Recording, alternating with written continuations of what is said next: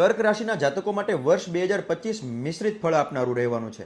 શનિ, ગુરુ, રાહુ અને કેતુના ગોચરને કારણે કરિયરમાં, આર્થિક સ્થિતિમાં, પારિવારિક જીવનમાં અમુક મહત્વના બદલાવ થશે. એટલે જ આ વર્ષ તમારા માટે મહેનત અને સંયમ સાથે સંઘર્ષથી ભરેલું છે. સમગ્ર વર્ષ દરમિયાન જો તમે નિર્ણયો સાવધાનીપૂર્વક લેશો તો જ આ વર્ષનો લાભ ઉઠાવી શકશો, નહીતર સમસ્યા આવશે.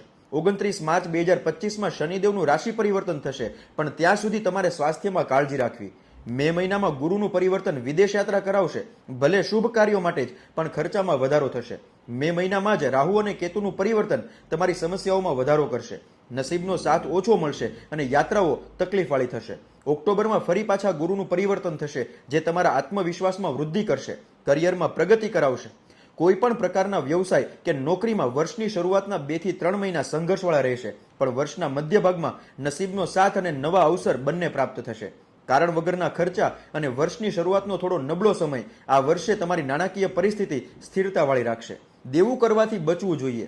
બીજા પાસે સાંભળેલી વાત ઉપર વિશ્વાસ ન કરીને તમારા લવ પાર્ટનર કે લાઈફ પાર્ટનર સાથે બેસીને ચર્ચા કરો તો જ તમારા સંબંધો વર્ષ દરમિયાન સારા રહેશે. વિદ્યાર્થીઓ માટે આ વર્ષ મહેનતથી ભરેલું છે.